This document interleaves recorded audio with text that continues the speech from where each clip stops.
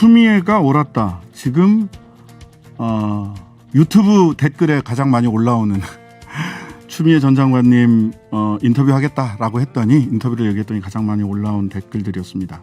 오늘 법원이 윤석열 전 검찰총장이 총장 시절 법무부로부터 받은 정직 2개월 징계를 취소해달라고 하면 낸 소속에서 기각 판결 내렸습니다. 윤석열 패 법무부 승입니다.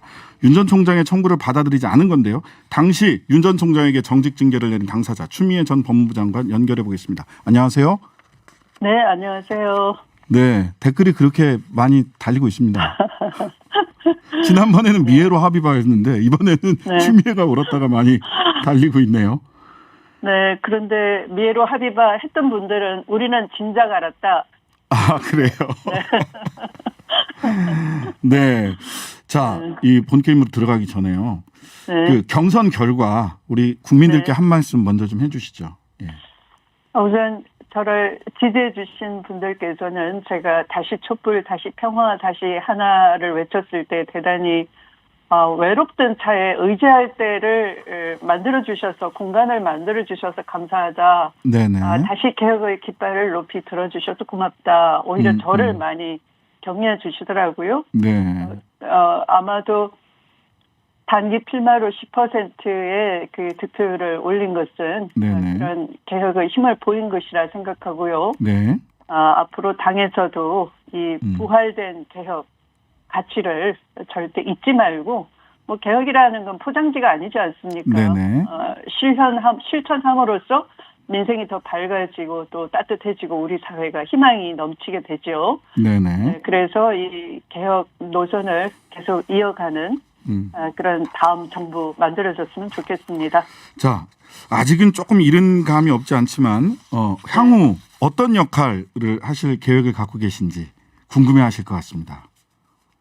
저의 역할은 명약관화한 것 같아요. 네. 당에서 개혁 노선에 일탈하면 그것을 바로잡아주고 네. 또 희미해지면 선명하게 만들어주시고 네. 또 구체적 비전으로 증명해 주라 하는 거거든요. 네네. 그런 뚜렷한 비전 또 구체적인 대안을 갖고 있는 저 추미애가 여러분의 그 기대에 어긋나지 않는 역할을 하겠습니다. 네.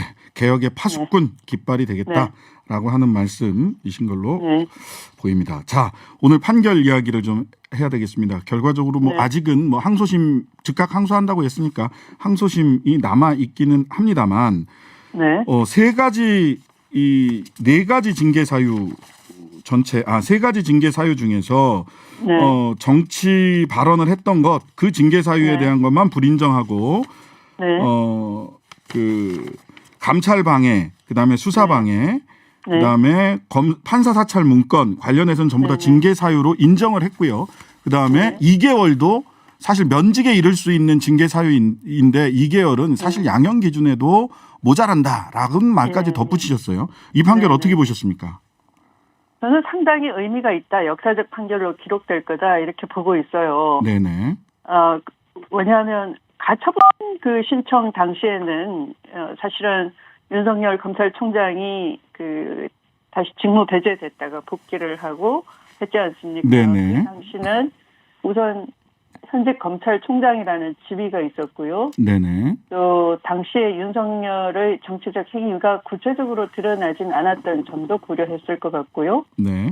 또 보수 언론이 강조했던 추윤 갈등의 여파 속에서 제대로 된 판결이 어려웠을 것 같아요. 네.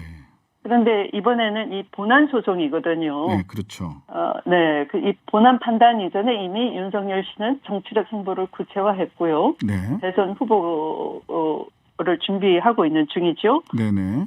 그리고 이 감찰과 수사 방해 등 징계 사유였던 채널A 사건에 대한 혐의가 구체적 정황이 드러나고 있지 않습니까? 네네. 정보 고발 사건에도 이어지는 상황이고요. 그래서 그동안 무리한 징계, 과도한 징계 이렇게 질타하는 그 프레임에 갇혀 있다가 이제는 정당한 민주적 통제를 무력화시키려는 그 의도와 움직임에 대해서 제대로 짚어낸 또 정당성을 부여한 그런 역사적 의미 있는 판결이다 생각합니다. 네네.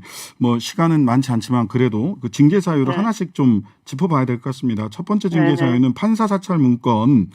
이건 개인정보보호법 위반이고 개인정보보호법을 위반했기 때문에 국가공무원법, 검찰청 공무원 행동강령, 이게 다 위반해서 검사징계법에 정한 징계사유에 해당한다. 네, 그렇습니다. 네.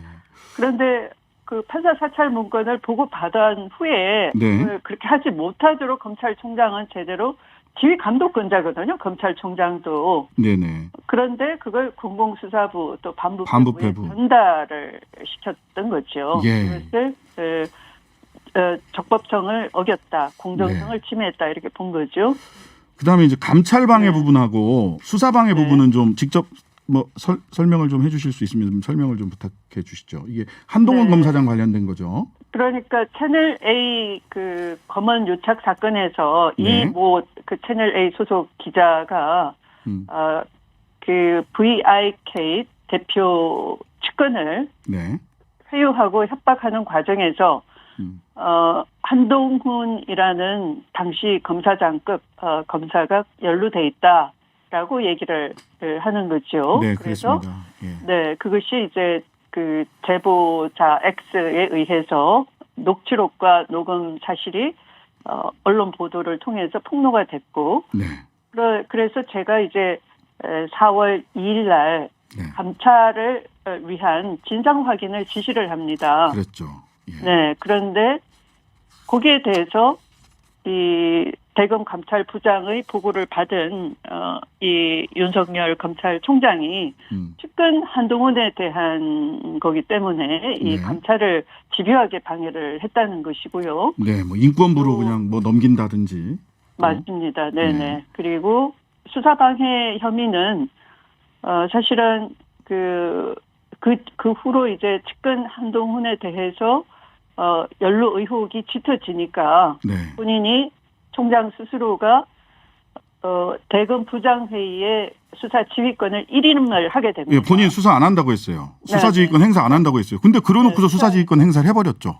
네, 수사에서 선택했다고 해놓고 그 부장들이 사실은 수사 지휘를 제대로 하고 있는데 그 한동훈에 대한 핸드폰을 압수수색을 승인했다는 이유로 수사 지휘를 했다는 이유로 그것을 화를 내고 이제 전문 수사 자문단 소집을 직접 소집하겠다 해서 수사 방해를 하게 됩니다. 그러니까 한 두어 달간 그렇게 감찰도 방해하고 수사도 방해하는 사이에 주요 증거들이 확보가 안 되고 수사팀에 혼선을 주면서 수사 활동을 못하게 한 거죠. 결국은 그 사이에 그 기간 동안에 그 주요 관련자들이 증거인멸을 하게 되는 시간을 벌어준 겁니다. 수사의 골든타임을 놓치게 된 겁니다. 그래서 이 검찰 사무에 대한 적법성, 공정성을 중대하게 침해했다라고 본 것이고 법원에서 이번에 그래서 이것은 면직 이상의 사유에 해당된다. 사실은 정직 2개월은 너무 가볍다라고 한 것입니다. 그러니까 그런 얘기까지 나온 걸 보고 이 재판부에서 굉장히 엄중하게 봤구나. 이런 판단을 하게 됐고요. 그다음에 수사방해 감찰방해 관련해서는 결과적으로 두 가지 사건으로 이어지고 있는 것 같습니다. 하나는 소위 검언유착 사건 관련해서 한동훈 검사장은 불기소 그리고 이동재 등 그 당시 채널A 기자들에 대한 재판에서 1심 판결이 굉장히 좀 납득하기 어려워하시는 부분들도 좀 있어요. 1심 판결이 너무 약하게 나온 거 아니야? 사실관계가 제대로 규명되지 않은 것 아니냐라는 판단을 하시는 분들도 계신데 결국 수사방해 감찰방해로 인해서 기소해야 될 사건을 기소하지 못했다거나 또는 기소한 내용이 굉장히 부실하다거나 그렇다면 2심 판결이나 지금 불기소한 사건에 대해서도 다시 들여다봐야 되는 게 아니냐라는 의견이 자연스럽게 나올 수밖에 없을 것 같은데요. 맞습니다. 이동재 기자에 대해서는 그 재판부도 무죄 선고를 불가피하게 하면서도 죄가 안 되는 게 아니라 그냥 무죄를 선고할 수밖에 없다. 이런 그 앞뒤 모순되는 얘기를 했어요. 그것은 공소유지를 할 의지도 없었고요. 그 당시에 검찰총장이 그대로 버티고 있고 최측근이고 그 기세에 눌려서 제대로 수사팀이 수사 활동을 하지도 못하고 또 정진웅 그 검사가 상당히 오히려 독직 폭행으로 지금. 그래서 말씀처럼 이것은 다시 이제 공소 유지하는 팀이 다시 그것을 제대로 엄정하게 봐야 될 것 같아요. 네.